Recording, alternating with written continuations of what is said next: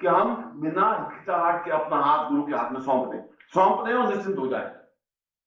वह जिस प्रकार से भी हमें अग्रसर करे हम अग्रसर हों, वह जिस प्रकार से हमें गतिशील करे हम गतिशील हों।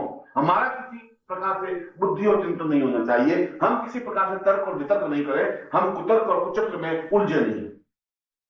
हमें तो उस घोर अंधकार में अपने हाथ गुरु के हाथ में सौंप दिया है। और महेश कराय का तात्पर्य ही इस मंत्र में ऋषि के वाणी के माध्यम से प्रस्तुत हुआ है कि गुरु दो टूक शब्दों में शिष्य को समझा रहा है कि तुम कुछ हो ही नहीं, तुम्हारी सत्ता तो मेरी सत्ता है, क्योंकि तुम्हारा शरीर मेरा दिया हुआ है, तुम्हारे प्राण मेरे प्राणों से जुड़े हुए हैं, तुम अलग सत्ता नहीं बन सकते, तुम अलग रह ही नहीं सकते, अलग रहने की क्रिया का तुम्हें ज्ञान ही नहीं है। अलग रह करके तुम मृत्यु की ओर अग्रसर हो जाओगे, अलग रह करके तुम रोगग्रस्त हो जाओगे, अलग होकर के तो तुम चिंताग्रस्त होकर के अपने जीवन को समाप्त कर दोगे, जीवन का आनंद प्राप्त नहीं कर सकते, जीवन का ऐश्वर्य प्राप्त नहीं कर सकते, चिंता रहित होकर के जीवन को उत्सवमय नहीं बना सकते। और जीवन को उत्सवमय, जीवन को काव्यमय, जीवन को प्रेरणामय, जीवन को मुस्कुराहट युक्त बनाने के लिए यह जरूरी है कि तुम महेश कराय बने, तुम निश्चिंत बनो, तुम निर्द्वंद बनो, तुम्हें इस बात की चिंता नहीं करनी है तुम कहां गतिशील हो, तुम्हें तो केवल उस पथ पर गतिशील होना है जहां गुरु तुम्हें अग्रसर करता है। अपने आप को पूर्ण समर्पण होने की क्रिया का ज्ञान प्राप्त करो, अपने आप को, अपने शरीर को समर्पित कर दो, समर्पित कर दो कि यह शरीर मेरा है ही नहीं, यह तो गुरु का है, गुरु इसको जिस प्रकार से उपयोग करना चाहे करे। इस शरीर में क्या क्या समावेश है, इस शरीर में क्या क्या ज्ञान है, इस शरीर में कहां तक तत्व है, वह तो गुरु जाने। इस शरीर का क्या उपयोग करना है, इस शरीर पर मेरा अधिकार नहीं है, यह तो गुरु का है, गुरु चरणों में निमग्न है, गुरु चरणों में अपने आप में पूर्णतः सत्ता युक्त है। और जब ऐसा महेश्वर बनेगा, जब ऐसा चिंतन बनेगा, तब शिष्य अकेला नहीं रह सकता, तब शिष्य अलग नहीं रह सकता, तब शिष्य अपने आप में गुरु से दूर रहने की क्रिया रख ही नहीं सकता। फिर तो उसको तेजी के साथ आगे बढ़कर के पूर्णता युक्त बनने की क्रिया की ओर अग्रसर होना ही है। और इसीलिए उस मंत्र दृष्टा ऋषि ने कहा है कि महेश्वर बनने से ही जीवन में पूर्णता आ सकती है। अगर तुम शिवत्व तक पहुंचना चाहते हो, अगर तुम शिव को अपने जीवन में उतारना चाहते हो, अगर शिव की तरह तुम निश्चिंत और निर्भीक बनना चाहते हो, निर्द्वंद बनना चाहते हो, तो महेश्वर बनने से वैसा बन सकता है। और इस कार्य में केवल गुरु तुम्हारे सहायक है, क्योंकि गुरु तुम्हारी चिंताओं को अपने ऊपर दे सकते हैं, गुरु तुम्हें रोग रहित होने की क्रिया का ज्ञान दे सकते हैं। गुरु तो दो टूक शब्दों में कह सकते हैं कि इस हवा में जिस प्रकार से हवा नृत्य करती हुई गतिशील होती है, तुम्हें भी नृत्यशील होते हुए रहना है। तुम्हें हर क्षण गुरु के पास पहुंचने की क्रिया का ज्ञान प्राप्त करना है, तुम्हें कुछ नहीं करना है, तुम जहां पर भी हो वहां से तेजी के साथ बैठते हुए गुरु के पास पहुंच जाओ। उसके बाद यह गुरु का कर्तव्य है कि तुम्हें किस प्रकार से अपने आप में विलीन कर दे। नदी अगर बीच में ठिठक करके रुके, बीच में रुक करके सोचे कि मैं समुद्र तक पहुंचूंगी, समुद्र क्या करेगा, किस प्रकार से मुझे अपने आप में समाएगा, मुझे किस तरीके से जाना है, ये कुछ नदी नहीं सोचती है। नदी सोचने की क्रिया है ही नहीं, नदी को तो तेजी के साथ बहना है और समुद्र में मिल जाना है। और गुरु दोनों बाहें फैलाए, अपने मत्स्य स्थल को फैलाए हुए खड़ा है। समुद्र तो दोनों हाथों को चौड़ा करके अपने सीने को सपाट करके खड़ा है कि नदी आए और मुझ में विलीन हो जाए। समर्पण करने की क्रिया तो स्वयं तुम्हारे अंदर है, निमग्न होने की क्रिया तो तुम्हारे अंदर है ही, विलीन होने की क्रिया तुम्हें ज्ञान है ही। आवश्यकता है तेजी के साथ बढ़ने की, आवश्यकता है अपने स्थान से आगे बढ़कर के उन गुरु में लीन होने की, उसके पास पहुंचने की, अपने आप को समर्पित होने की। तुम्हें समर्पण सिखाने की जरूरत नहीं है। नदियों को कोई सिखाता नहीं है कि समर्पित कैसे हो, हवा को कोई सिखाता नहीं है कि कैसे बहना चाहिए, लहरों को कोई सिखाता नहीं है कि उनको नृत्य कैसे करना है, कोयल को सिखाता नहीं है कि उसको आवाज कैसे भरनी है, और गुलाब को सिखाता नहीं है कि उसको किस प्रकार से मुस्कुराहट बिखेरनी है। क्योंकि तुम्हारा नृत्य, तुम्हारी मुस्कुराहट, तुम्हारे जीवन का आनंद तो गुरु का आनंद है, गुरु की मुस्कुराहट है। तुम्हें तो केवल एक पात्र बनना है, तुम्हें तो केवल एक आधार बनना है, तुम्हें तो एक अपने आप उपस्थित करना है। और जिस समय गुरु का स्पर्श होगा, गुरु के शरीर की रगड़ तुम खाओगे, गुरु के शरीर का स्पर्श अनुभव करोगे, तो अपने आप में बिजली का करंट सा, बिजली का विद्युत प्रवाह सा पूरे शरीर में होने लगेगा। क्योंकि वह शिवमय है, वह कल्याणमय है, उसमें शिव की पूर्ण शक्ति समावेश है। इसलिए जो ही तुम्हारा शरीर गुरु के शरीर से रगड़ खाएगा, तो ही तुम्हारा शरीर अपने आप में एक विद्युत प्रवाह से भर जाएगा। और जो ही वह ज्ञान का समुद्र, जो ही वह गुरु का गंभीरता, गुरु का गुरुत्व तुम्हारे शरीर में समावेश होगा, तो ही तुम्हारा शरीर दैदीप्यमान हो जाएगा। तो ही तुम्हारे शरीर में एक विद्युत प्रवाह होने लगेगा। तो ही तुम्हारे शरीर में एक अजीब सी मस्ती थिरकन आने लगेगी। जो तुम गुरु के पास पहुंचोगे तो एहसास होगा कि मैं नृत्यमय बनने लगा हूं, मेरे पांव अपने आप उठने लगे हैं, मेरी आंखों में एक चमक आई है, मेरे चेहरे पर एक मुस्कुराहट आई है, मेरे होठों पर एक तरुण आया है, और वह अपने आप तुम्हारा पूरा शरीर थिरकने लगेगा, नाचने लगेगा, झूमने लगेगा, मस्ती में प्रवाह सा होने लगेगा। क्योंकि तुमने अपना संबंध उस आनंद के प्रवाह से जोड़ दिया है। अभी तक तुम अलग थे, अभी तक तुम्हारा शरीर अलग था, तुम्हारे प्राण अलग थे, तुम्हारी चेतना अलग थी, तुम्हारा चिंतन, तुम्हारा विचार अलग था। मगर ज्यों ही तुम तेजी के साथ बढ़े और बढ़ करके ज्यों ही तुमने गुरु के शरीर को स्पर्श किया, अपनी बाहों में, उनकी बाहों में अपने आप को समर्पित किया, अपने सीने को, अपने शरीर को उनकी बाहों में सौंपा, त्यों ही वह सारा गुरु के शरीर के अंदर छिपा हुआ आनंद और सत्य तुम्हारे शरीर में समावेश हो गया, और समावेश होया और महेश्वर बन गए। वह समावेश हुआ और तुम्हारे पांव थिरकने लगे, और तुम महेश्वर बने और तुम्हारे होठों पर एक मुस्कुराहट आई, और तुम महेश्वर बने और तुम्हारे जीवन में आनंद का प्रवाह बहा, जीवन में एक उत्सव बना, जीवन में एक काव्य बना, जीवन को एक नवीन तरीके से देखने की क्रिया का ज्ञान हुआ। अभी तक तो तुम जीवन में चिंतायुक्त थे, अभी तक तो जीवन में मृत्यु भय से ग्रस्त थे, अभी तो तुम्हें विविध रोगों से आच्छादित थे। मगर पहली बार तुम्हें एहसास हुआ कि कोई है जो मुझे रोग रहित कर सकता है, चिंता मुक्त कर सकता है, जीवन में आनंद, खुशी और मस्ती दे सकता है, जीवन में उत्सव दे सकता है, जीवन में काव्य दे सकता है, जीवन में प्रेरणा दे सकता है। और वह प्रेरणा देने की क्रिया, काव्य देने की क्रिया, आनंद देने की क्रिया और शिवमय बनाने की क्रिया, गुरु के साथ एकाकार हो जाना है। अपने आप को तेजी के साथ बाहर करके उसके सीने से लिपट जाना है, उसके चरणों में निमग्न हो जाना है, उनके पांवों को जकड़ के बांध लेना है, अपने आप को पूर्ण से समर्पित कर देना है, अपने सीने को, अपने वक्षस्थल को, अपने शरीर को उनके सीने में स्पर्श कर देना है, अपने आप को समर्पित कर देना है, और उनकी दोनों बाहें तुम्हारे सारे शरीर को बांध दे, तुम्हारे सारे शरीर को आच्छादित कर दे, तुम्हें अपनी भुजाओं में भर ले, अपनी सुगंध से तुम्हें आप्लावित कर दे, अपने स्नेह की वर्षा से तुम्हें अमृतमय कर दे। और ऐसा करते ही तुम महेश्वर बन जाओगे। ऐसा करते ही तुम लघु नहीं रहोगे, तुम हल्के नहीं रहोगे, तुम खुद गुरुमय बन जाओगे, अपने आप में पूर्णता युक्त बन जाओगे। तुम्हारा जो खाली पात्र है वो अमृत से लबाकर भर जाएगा। तुम्हारा सारा शरीर जो रोगग्रस्त है उन रोगों से मुक्त होकर के आनंद से आच्छादित हो जाएगा। उसमें एक नवीन चेतना पैदा होगी, नवीन अर्थवत्ता पैदा होगी, नवीन एक भावना पैदा होगी, ठीक उसी प्रकार से जैसे थिरकन युक्त लहर होती है। और तुम देखोगे कि तुमने जीवन के एक नवीन सत्य को प्राप्त किया है। तब तुम एहसास करोगे कि अभी तक मेरे पांवों में चंचलता नहीं थी, अब पांवों में थिरकन आने लगी है। तुम अकेले बैठे बैठे गुनगुनाने लगोगे, अकेले बैठे बैठे एक चिंतन करने लगोगे। ऐसा लगेगा कि तुम्हारा कोई है जो सब कुछ तुम्हारा ही है, ऐसा है वह केवल तुम्हारा ही। और ऐसा होने की क्रिया को ऋषि ने महेश्वर बनने की क्रिया बताया है। जब मैं स्वयं गुरु में पूर्ण रूप से लिप्त हो जाऊं, निमग्न हो जाऊं, अपने आप को समर्पित कर दूं।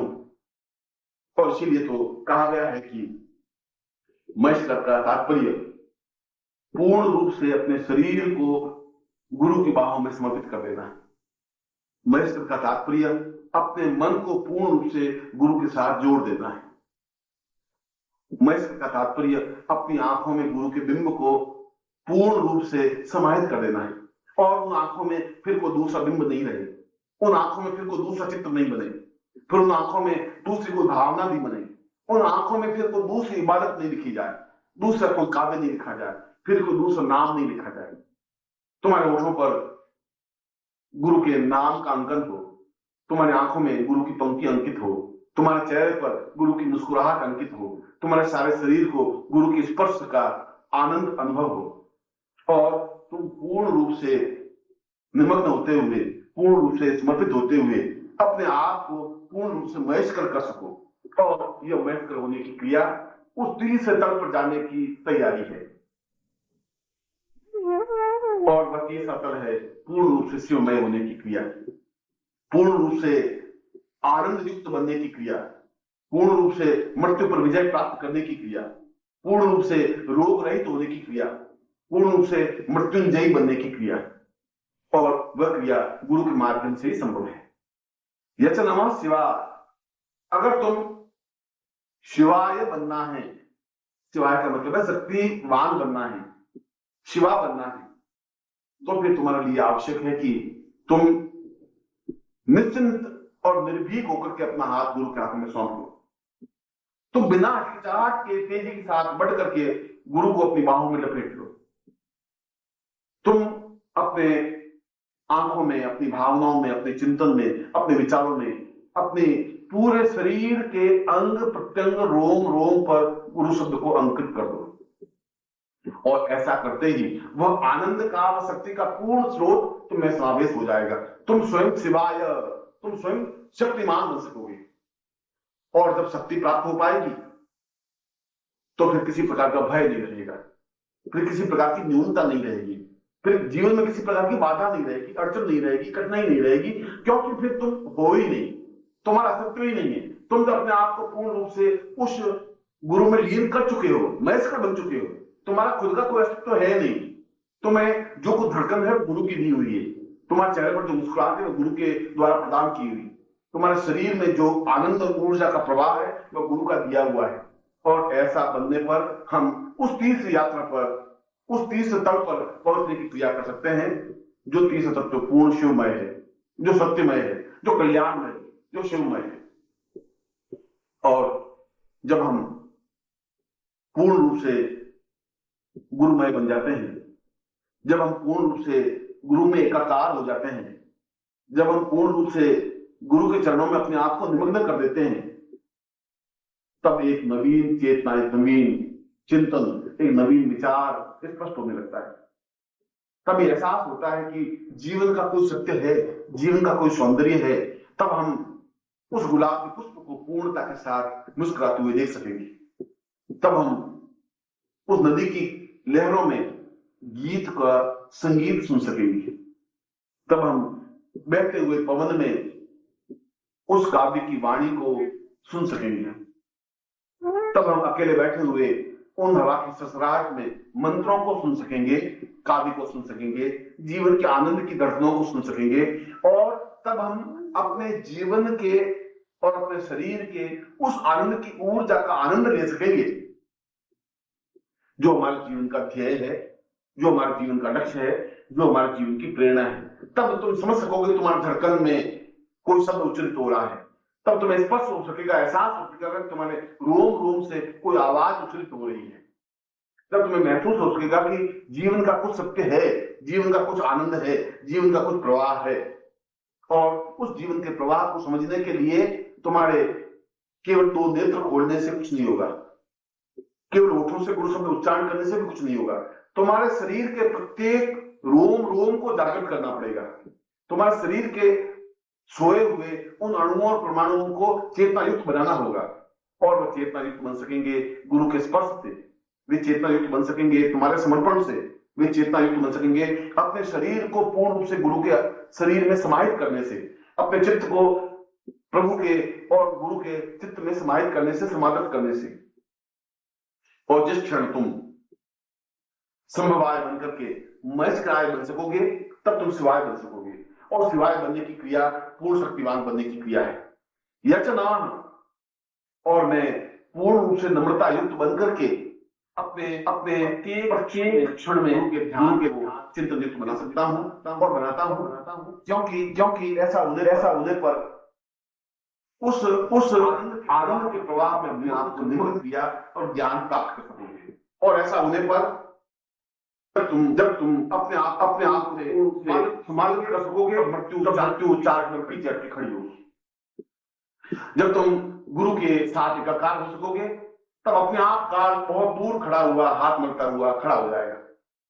तब तुम्हें रोग व्याप्त नहीं हो सकेंगे, तब तुम्हें चिंताएं व्याप्त हो ही नहीं सकती, तुम्हारी आंखों में किसी प्रकार की नमी नहीं आ सकती, तुम्हारे चित्त में किसी प्रकार की व्याकुलता नहीं हो सकती, तुम्हारे सारे शरीर में किसी प्रकार का बुढ़ापा आक्रमण नहीं कर सकता। तुम चिर यौवनमय बन सकते हो, चिर कल्याण में बन सकते हो, तुम्हारा रोम रोम थिरकन युक्त बन सकता है, तब तुम्हारा बुढ़ापा अपने आप में दूर हो जाएगा, तब तुम्हारी मृत्यु अपने आप में दूर हो जाएगी, तब तुम्हारे जीवन की अकल्याण, जीवन का अशुभ और जीवन का असौंदर्य अपने आप में समाप्त हो जाएगा, दूर हो जाएगा। तब तुम समझ सकोगे कि वास्तव में ही जीवन में महेश्वर बनने का क्या आनंद है, जीवन में शिवाय बनने का क्या सौंदर्य है, और ऐसा शिवाय बनने से, ऐसा संभवाय बनने से, ऐसा महेश्वराय बनने से उस आनंद को, उस गृहस्थ को पूर्णता के साथ प्राप्त कर सकोगे, जो भगवान शिव का एक विचिंत्य और चिंत्य रूप है। क्योंकि भगवान शिव पूर्णतः गुरुमय हैं, और इसीलिए इस पूरे मंत्र का भाव यह है कि हम पूर्ण रूप से शिवमय बने, पूर्ण रूप से कल्याण में बने, और उस कल्याण में बनने के लिए उस गुरु के माध्यम से अपने आप को पूर्ण समर्पण होते हुए पूर्णता प्राप्त कर सकेंगे। मैं इस शिव सूत्र की, शिव मंत्र की व्याख्या करते हुए तुम सब शिष्यों को आशीर्वाद देता हूं कि तुम पूर्ण रूप से गुरुमय बनते हुए महेश्वराय बने, संभवाय बने, शिवमय बने। मैं ऐसा ही आशीर्वाद दे रहा हूं।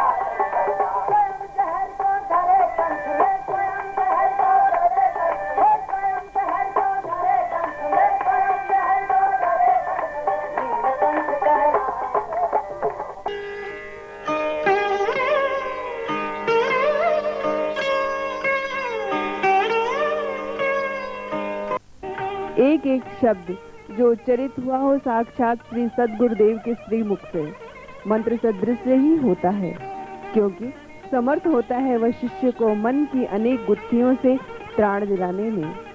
फिर वही गुत्थे भौतिक जीवन की किसी समस्या से संबंधित हो या अध्यात्म की किसी जिज्ञासा को लेकर।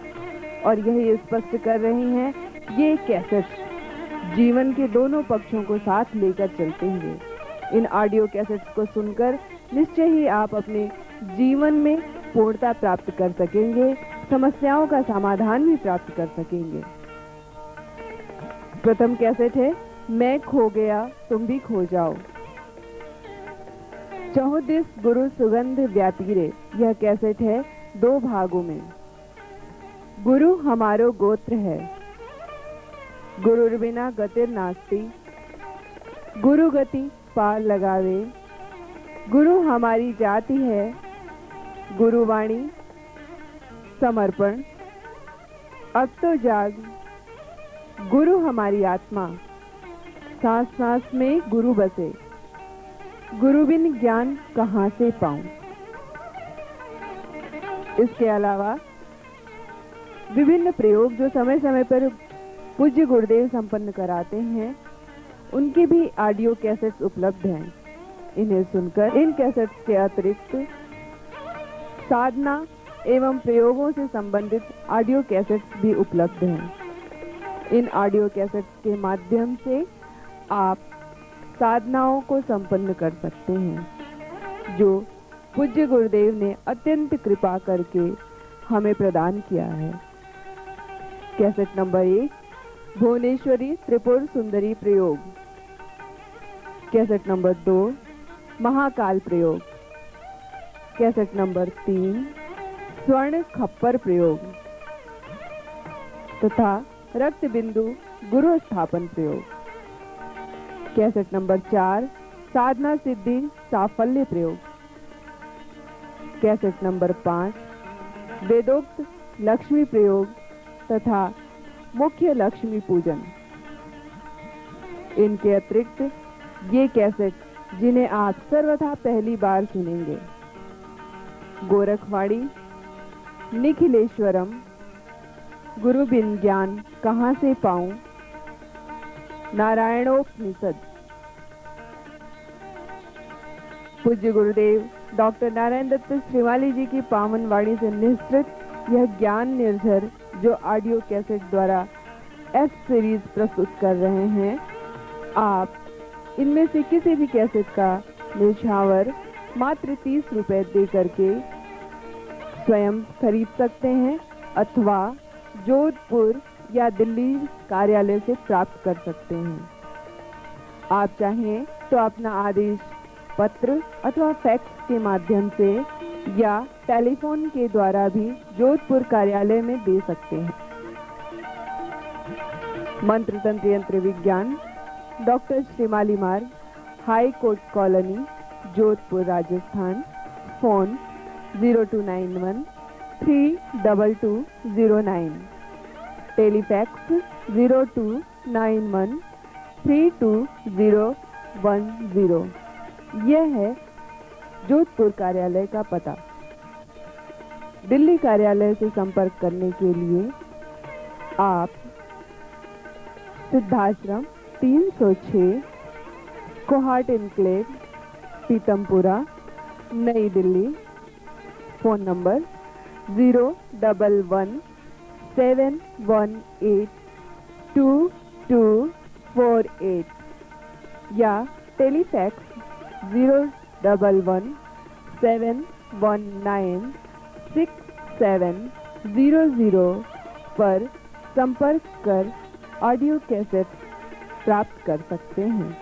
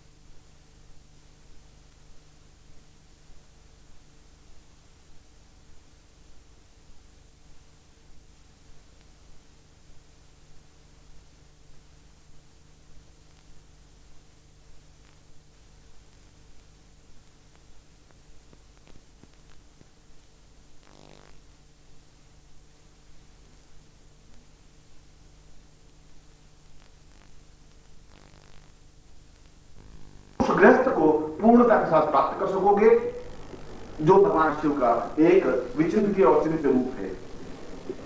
क्योंकि भगवान